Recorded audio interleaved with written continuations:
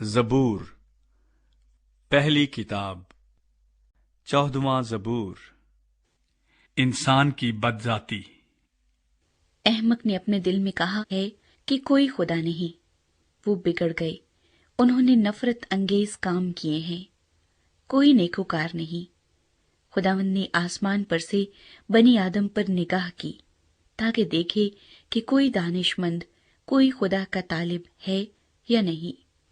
وہ سب کے سب گمراہ ہوئے، وہ باہم نجس ہو گئے، کوئی نیکوکار نہیں، ایک بھی نہیں۔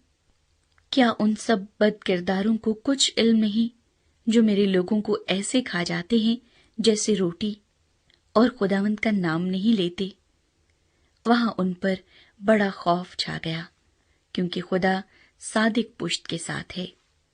تم غریب کی مشورت کی ہنسی اڑاتے ہو، اس لیے کہ خداوند اس کی پناہ ہے۔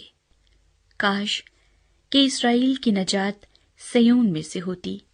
جب خداوند اپنے لوگوں کو اسیری سے لوٹا لائے گا تو یعقوب خوش اور اسرائیل شادمان ہوگا۔